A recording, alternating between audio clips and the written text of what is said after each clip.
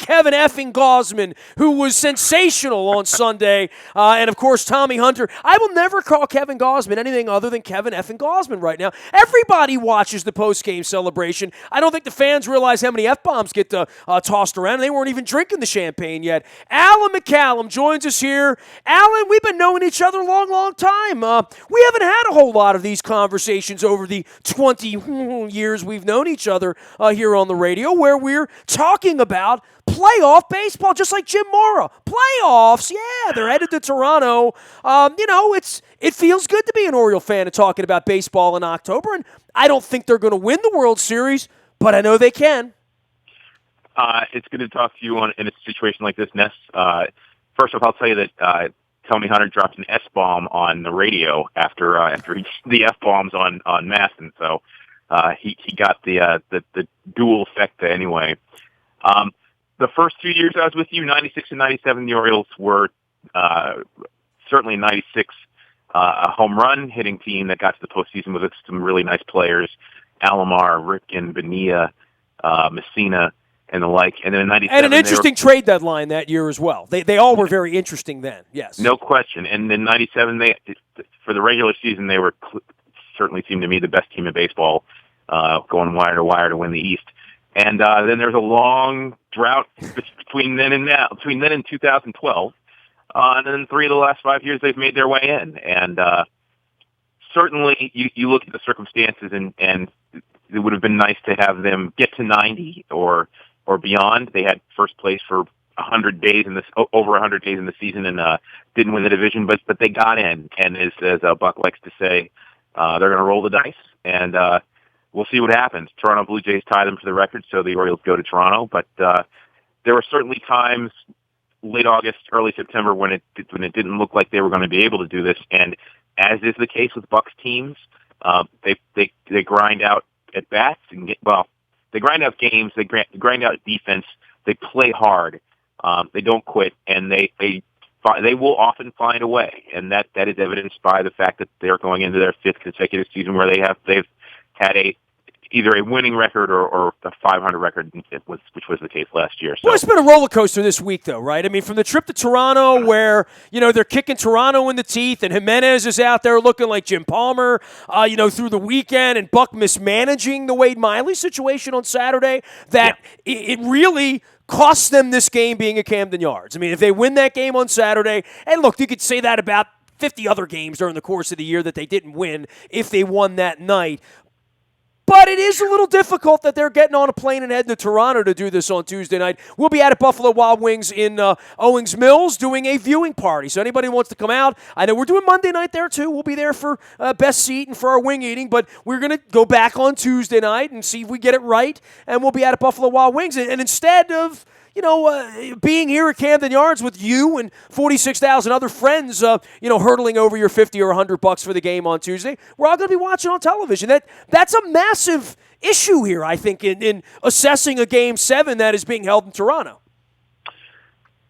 Wednesday night, the Orioles were in Toronto, down in the 9th inning, and it was my mom's birthday, so a lot of attention through the game was paid to my mom. And then was there cake involved? I must ask. Was it good cake? There was an extremely good dinner and good cake. I didn't get any of that cake, Alan, but I digress. I have a piece. I will send it to you. I didn't get any of the champagne from the Orioles in the locker room at Yankee Stadium either, but I felt like it was coming through in HD, along with the F-bombs, which makes me feel at home. I'm from Dundalk, I like to work blue, especially during celebrating. I mentioned Wednesday to say that, from the moment that Hyun-Soo Kim's ball went over the right field fence in Toronto to now, it's been a pretty dramatic swing, because if they lose that game, you sort of feel like that the momentum really is not in their favor, and going into the weekend, a lot of things changed, but it did go over the fence. Of course, none of us accounted for the fact that the Tigers and the Seattle Mariners were going to stink too, right? I mean, Absolutely. Thursday and Friday, we're going to have 4 teams, and they're going to be playing wild card games for a week and a half. Yeah, and in the end, teams that stink. Teams that play 520 ball over 160 games tend to lose the last 2, right? I mean, well, look, these teams don't stink. They finished basically 2 or 3 games below the Orioles. They were winning teams. They had respectable seasons, but they didn't do enough to get in. That's the bottom line. The Orioles did a little bit more, and as much as you can look at the game on Saturday that they should have won, and that it got mismanaged. Certainly, I think Buck, even if he doesn't admit it out loud, would tell you that, would say that to himself.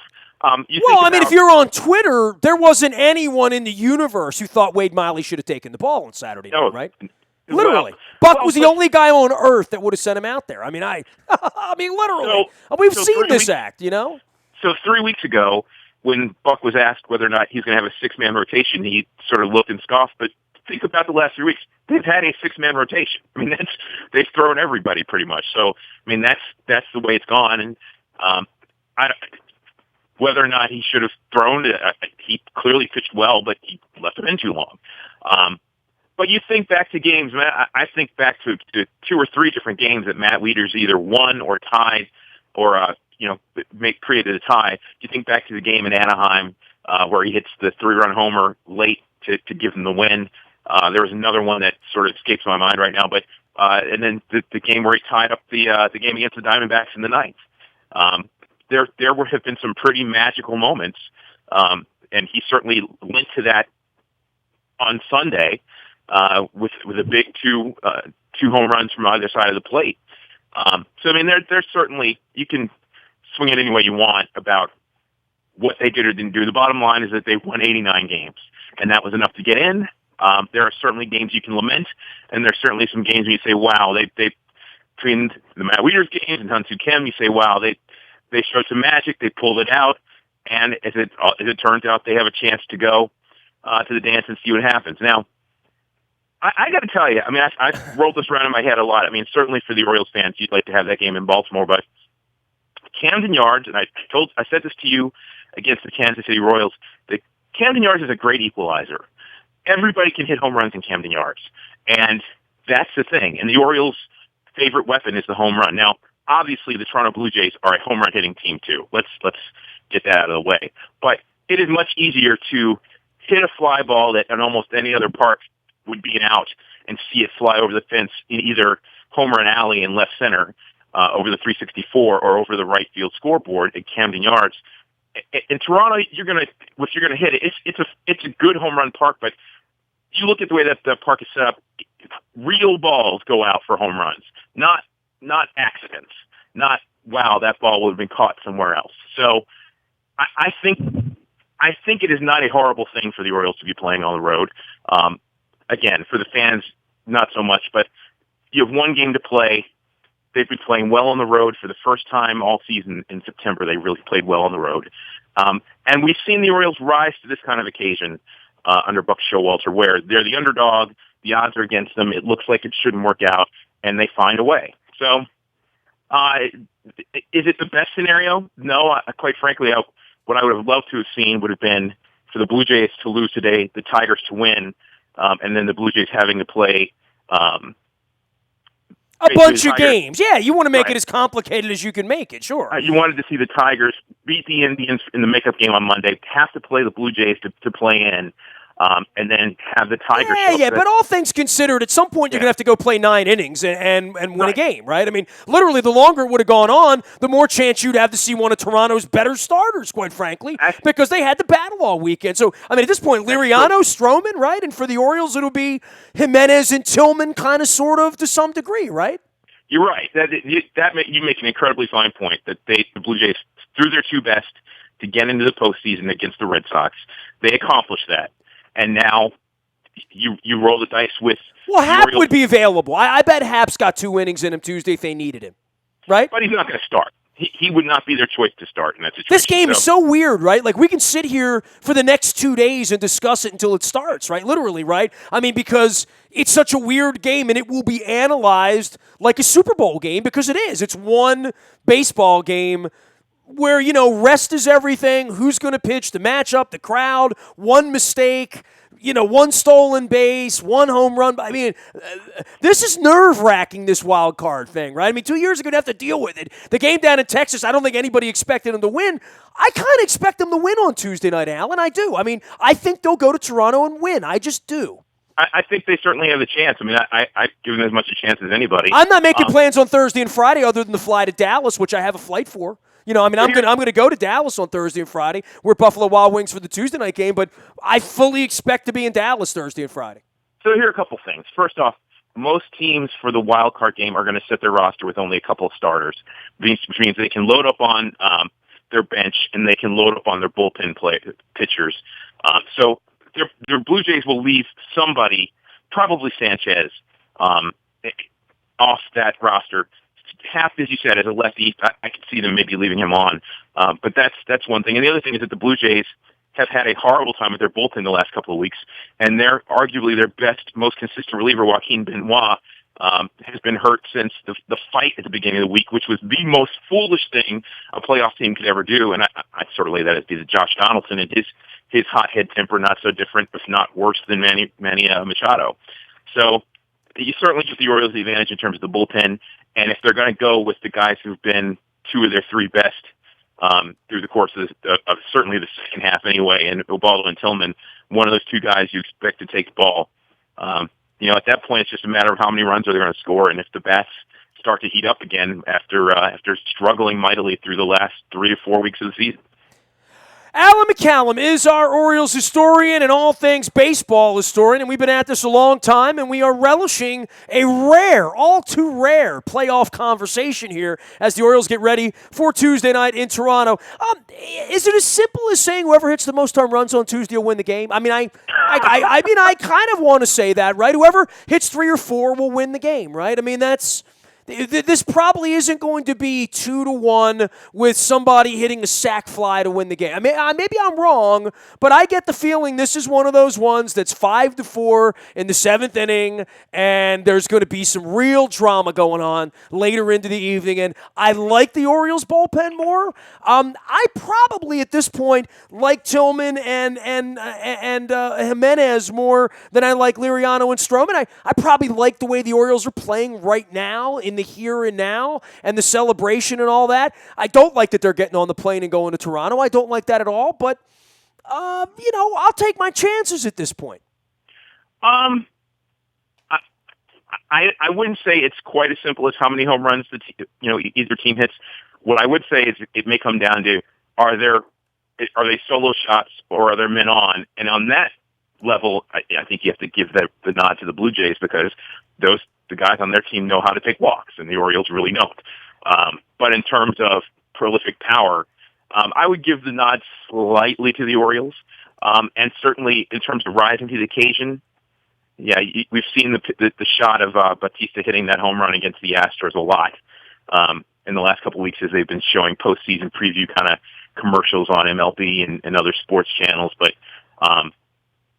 for as awful as these guys can look during the course of the season with the bats, there are players on this team who have risen to the occasion during the postseason. Not far enough to get them deeper in than we've seen, in terms of the division series of the ALCS. But there are guys that you trust to get the big hit on occasion, particularly against pitchers that are not prolifically talented.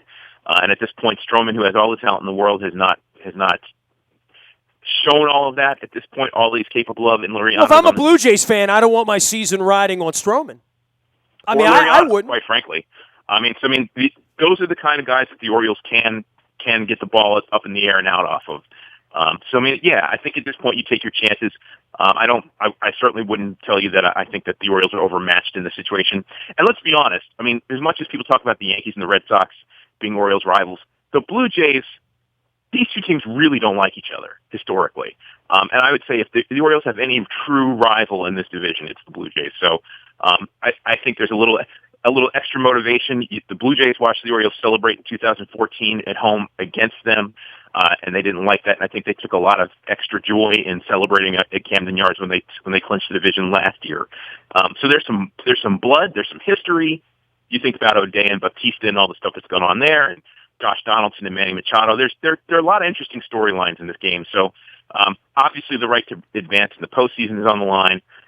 Winner take all kind of situation. But there's some energy and some juice between these two teams as well that I think will fuel it. So bragging rights, energy, you say what you want. These two teams have a lot going for one game with winner take all, and I think the Orioles are a team that would be up to that challenge. The thing that really worries me is Geddy Lee's going to be there, Alan, and if they hadn't won that game on Thursday night, they wouldn't have slayed the Geddy Lee Dragon. I mean, Lord knows if he brings Alex and Neil with him to the game on Tuesday. Although I don't think that's a possibility. But all kidding aside, on this Blue Jays team, they've been a relatively pesky bunch, and we certainly have seen a bunch of them over the last couple of weeks. I think their building is a tough building to play in, and I think it will be it will feel like a playoff game there on Tuesday night. I remember how supercharged those playoff games were up there last year. I would expect nothing less from a Game 7 on Tuesday night. I have a feeling it's gonna get real big real quick,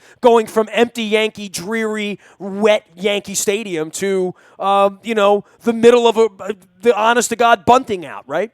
Right. Well, and there's another thing we haven't talked about. I mean, as bad as the weather's been here in the last week or so, the Sky Dome is they can close the roof and it can be controlled. So not playing in cold, difficult conditions where it's hard to hit, hard to play. It'll be a boost for both teams, but I would like to see this game played honestly given those circumstances. So I think that's going to be a part of it, and I think that would help. And I don't know if we can say that would be the same case at Camden Yards. So there are a lot of factors going up to Toronto. For the fans of Baltimore, it would be nice to have this game played at Camden Yards, but it may not be the worst thing in the world for the Orioles that they go on the road and play this. I really sort of believe that might be the case. Do you expect them to win? I mean, and saying that, do you like Texas as a draw? I mean, hey, look, if we're going to sit here and say they can't win the World Series, right, then why are we even bothering, right? I mean, like, I am definitely the believer that if you get into the tournament and having known this with the Ravens winning Super Bowls and seeing other wild card, the NBA, if you're the 8th seed, you have no chance. The NHL, you have a chance. In baseball, probably more than any of these sports, given the fact that, the difference between 89 wins and 95 wins and a couple of years, it really isn't that much. It's about how are you playing this week. I like the fact that the Orioles are relatively healthy, which they are. I like the fact that Texas is going to have 4 or 5 days off here to sit around and pound sand, which never seems to work out all that well when you rev the engines up. Because if the Orioles get there on Thursday night, they're going to be flying on adrenaline, leaving Toronto. Another celebration, another plane ride, some BP, get some rest. I'm sure it'll be 85 degrees in Dallas on Thursday and Friday. I mean, it's going to feel summery. Big ballpark down there. It's not one of those hellholes to go and play that's really an awful building to go into for pitchers or for hitters. I almost would consider it halfway hospitable, which maybe is one of the reasons they've never won a World Series down there. I'm not bought in on driving the bandwagon that the Orioles are going to win the World Series, but I wouldn't give them super long odds. I mean, crazier things have happened. And 3 weeks from now, we got World Series games here. Like, I don't know that the fan base is prepared for that, but I am. And summarily, it also ends very quickly, too. You know what I mean? You and I, we're going to blink and be on the phone, and we're going to be doing post-game for this game, and that's the one thing you feel in the postseason. Things happen really, really quickly. Games start happening. They're home next weekend all of a sudden. The Ravens are going to have problems with their Sunday game with the Redskins that nobody's talked about yet, but the Ravens have a home game on Sunday, and the Orioles will be playing Game 3 at home on Sunday. Good luck with that. You all fight amongst yourselves. I'm sure Mr. Angelos and Steve Bisciotti have already exchanged those pleasantries, which is a flying middle finger to the Ravens, and they'll have to do something with their game. But that's all real this week, bro. Like, that becomes very real on Tuesday, and it starts to dominate the conversation, and we've seen that the Orioles have not been very ramped up lately. There hasn't been a lot of enthusiasm around the team. Certainly not in the bowl of the stadium. They can talk all about their BS television ratings that are a joke, because if people were really engaged with this Oriole thing, we'd see the town painted orange and black. That's not to say that it might not happen by Sunday, because it can happen very quickly. I mean, the Orioles go up there and start winning 5-0 in the third inning on Tuesday night.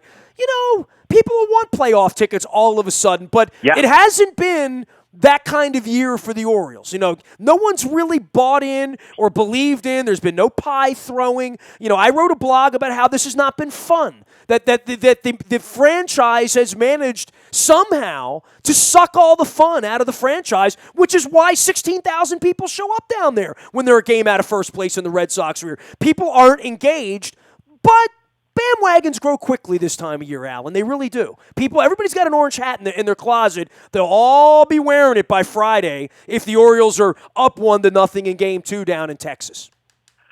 Wow, there's a lot there. Yeah, okay. Well, there is, but it's been 25 years, so I gave you a lot. Let's start with this. Do I think the Orioles can win this game? Absolutely. Do I think they will win? Like I said a few minutes ago, I think that they rise to this occasion. So whatever I got in my wallet, which is probably like $42, because I went to the ball game on Sunday, I would put the $42 on the Orioles right now. I think they're going to win. It certainly would not surprise me to see them, heading to Texas to try and go further in this postseason. No doubt about it. I've told you from the beginning of the season that I don't believe this team's built to win the World Series. I just don't. But as you said, the glorious thing about baseball is, and I remember when the Yankees and the Red Sox were dominating the division, and everybody talking about money being that you can't win in baseball unless you spend a lot of money. That was never true. Those teams were incredibly well built. They spent a lot of money to keep them together, but they were incredibly well built. But as were the Braves, as were any of those sort of, as were the Blue Jays 25 years ago when they were good, right? In the NBA, there are 2 or 3 teams that can win every year. It's a little better than in the NHL and the NFL, but more. You look historically over the last 20 years, that more teams have gone to the postseason and won the World Series and won the final series than in baseball than any of those other sports. In terms of competitive balance, baseball is the best of them. So, yeah, I mean the Orioles. If you get in, you have a chance. And Buck's teams are very strong mentally. This team's a little exhausted, but the thing about the wild card is that you do have to rev it up a little bit to get in, and it does have you playing postseason baseball going into the postseason. And we've seen in baseball that is not always a bad thing. It's not the worst thing in the world that they had to scratch and claw all weekend. Right. That on Sunday they had to wake up and go to Yankee Stadium and have to win. The Rangers clinched last week. The Red Sox clinched a little later than that, but we've known pretty much since they left Baltimore. The Cubs clinched in June. Look at them. I mean, right. Look at the pressure on them come Friday in Game 1. Look at what they're going to deal with. There's a difference between having your mindset already, we need to win right now, as opposed to we've taken it. It's been easy for the last couple of months, or for the last little stretch of the season. So that's not a horrible thing. It really isn't good to try to win it all. And you look at the teams with the best record that have won it all in baseball. In the last 30 years, there just haven't been a lot of them.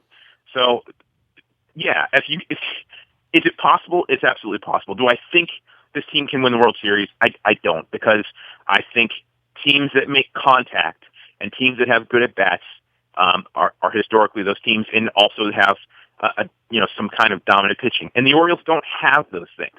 But they have the best infield defense in baseball. I don't care what anybody says.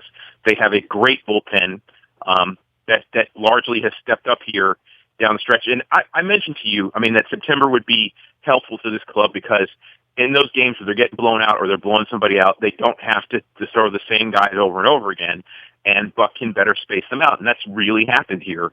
I think it's helped the starting pitching. I think it's helped the bullpen, so that when you have to throw a guy in the postseason, maybe they have that little extra bit of gasoline in the tank. So, you and I disagree about what's happening in this town. Clearly there hasn't been a ton of enthusiasm about the Orioles this season. There are reasons why. I'm not going to pretend to tell you I know them all, because I don't. But this town loves a winner. And I will say this. I think one of the things that's hurt it's their game. They've been winning, but when you only hit home runs, when there isn't any other dynamic thing, chicks dig the long ball, but sometimes it gets kind of old. And I think people want to see this team win it a few different ways. But the bottom line is that they're in it now. And all of a sudden, when you have a chance to win it all, people get excited really fast, as you said. So if there wasn't enough black and orange out there already, You get past this game on Tuesday, and I think this town will show up and light up in a way we haven't seen in a while. The Rangers are a really interesting club. I'd say they're probably the most anonymous team in the postseason in Major League Baseball right now. If you're a casual baseball fan, you probably don't know a ton about them. But what they are is a dynamic team. They've got a couple of really top-notch starting pitchers and some guys in the lineup that just do a lot of things well, and they're put together pretty well. So, does that work out well for the Orioles? I don't know, but I agree with you that the fans in Texas don't scare me.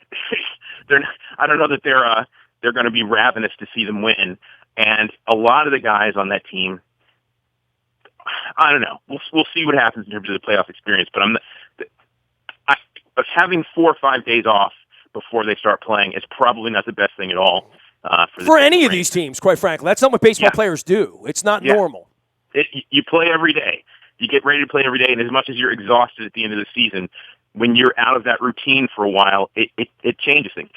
I think a day off here and there, like a day off tomorrow for the Orioles, is a good thing. I think that this club could use some rest, but not so much that they can get rusty. And if they get past this game against Toronto on Tuesday, then let the games begin. We'll see what happens. Alan McCallum is our baseball and Orioles historian. You can follow him, Alan, at WNST.net. You can find me out on Facebook, Twitter, LinkedIn, Snapchat, Instagram, and streaming live on our Facebook Live as well as our YouTube, WNSTV channel. Don't forget, anything you miss here, you can find in the bio. Toyota Audio of all 24 hours a day from anywhere in the world. By downloading the TuneIn Radio app, we come in crystal clear. And, of course, we're monitoring all things Ravens this week and preparing for the Redskins and certainly with the Orioles on Tuesday night against the Toronto Blue Jays. We'll be at Buffalo Wild Wings in Owings Mills for the wild card matchup. So 2 nights in a row. Monday night we'll be there for best seat. Tuesday night we'll be there hosting the playoff viewing party. So come on out, have some wings, have some beer, enjoy a cheeseburger. I'm going to go with one of the flatbreads because I tend to like those, and I do like the Chipotle rub wings as well. The morning newspaper reaches your email inbox at 7 a.m. each and every morning. That is powered up by Planet Fitness and PlanetFitness.com. Still $10 a month to get in the best shape